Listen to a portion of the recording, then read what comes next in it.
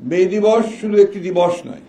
মে দিবস আপনি ইতিমধ্যেই শুনেছেন যে এটা গোটা বিশ্বের সকল মেহনতি মানুষ যারা কাজ করে, শ্রম দিয়ে যারা তাদের জীবিকা নির্বাহ করে এবং যাদের শ্রমের উপর, রক্তের উপরে সভ্যতা নির্মিত হয়, সেই শ্রমিকদের একটা অত্যন্ত গুরুত্বপূর্ণ দিবস মে দিবস। এই দিনেই আপনারা জানেন যে রক্তের মধ্য দিয়ে একটা দাবি আদায় হয়েছিল 8 ঘন্টা কর্ম সময়ের জন্য।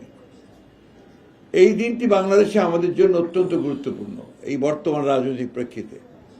আপনারা জানেন যে দীর্ঘ 18 বছর 17 বছরের একটা দীর্ঘস্থায়ী ফ্যাসিস্টদের বিরুদ্ধে সংগ্রামকে লড়াই করে আমরা একটা ছাত্র গণ অভ্যুত্থানের মধ্য দিয়ে ফ্যাসিস্টদেরকে বিতাড়িত করতে সক্ষম হয়েছি এবং তারপরে প্রায় 1.5 বছর একটি অন্তর্বর্তীকালীন সরকারের তত্ত্বাবধানে থেকে আমরা একটা সম্পূর্ণ নিরপেক্ষ একটা নির্বাচনের মধ্য দিয়ে বাংলাদেশ জাতীয়তাবাদী দল রাষ্ট্র পরিচালনার দায়িত্ব পেয়েছেন। আমাদের নেতা তারেক রহমান সাহেবের নেতৃত্বে তিনি প্রধানমন্ত্রী হয়েছেন।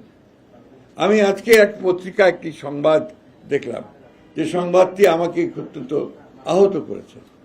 যে জামাত ইসলামের আমির তিনি বলছেন যে বিএনপি ইঞ্জিনিয়ারিং করে ক্ষমতায় এসেছে। আমি এটা তীব্র নিন্দা জানাচ্ছি, প্রতিবাদ জানাচ্ছি এবং তিনি বা তার দল যে কখনোই সুস্থভাবে চিন্তা করেন না তার প্রমাণিত এটা হয়েছে। সমগ্র পৃথিবী, এই সমস্ত যারা অবজারভার এসেছিল, সমগ্র বিশ্বের সমস্ত দেশগুলো, বাংলাদেশের সমস্ত প্রতিষ্ঠানগুলো, পত্র পত্রিকা, মিডিয়া এক বাক্যে স্বীকার করেছে যে এই নির্বাচনটি ছিল এই কালের, অর্থাৎ বাংলাদেশ সৃষ্টির পর থেকে সবচেয়ে নিরপেক্ষ, অবাধ এবং সুষ্ঠু নির্বাচন। এবং সেই সুষ্ঠু বিচারের মধ্যে দিয়েই বিএনপি তার জনপ্রিয়তার মধ্য দিয়ে 213টি আসন লাভ করে সে সরকার গঠন করার সুযোগ পেয়েছে। সুতরাং জামাতে ইসলামের আমিরের এই বক্তব্য আমি আবার আমরা প্রত্যাখ্যান করছি, শুধু নয় নিন্দা জানাচ্ছি এবং ক্ষোভ প্রকাশ করছি। যাই হোক, যে কথা বলছিলাম যে আজকে বিভিন্নভাবে বিএনপির বিভিন্ন কর্মকাণ্ডের উপরে বিভিন্নভাবে আপনার প্রচেষ্টা চালানো হচ্ছে ওই শক্তিটির পক্ষ থেকেই একটা আবার ধূম্রজাল সৃষ্টি করা, আবার একটা বিভেদ সৃষ্টি করা।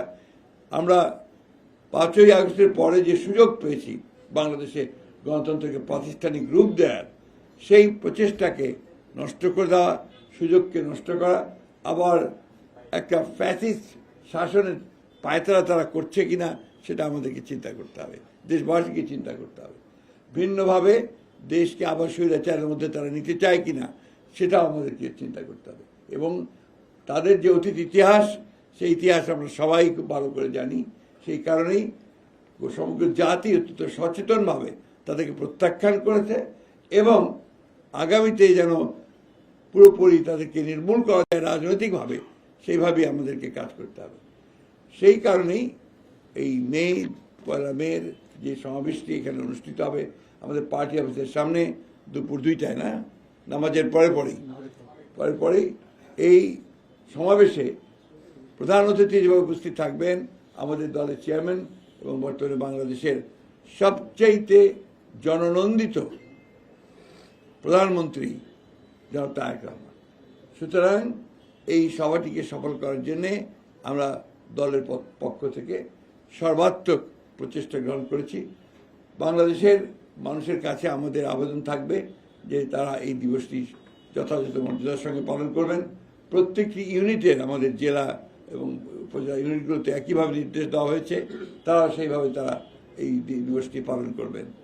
আমরা ঢাকাতে এই দিবসটিকে একটা উৎসবের দিন এবং একই সঙ্গে রাজনৈতিক শপথ গ্রহণ করবার দিন হিসেবে আমরা এটাকে নিতে চাই, যাতে করে আমরা ভবিষ্যতে আমাদের রাজনীতিকে আরও বেগবান করতে পারি।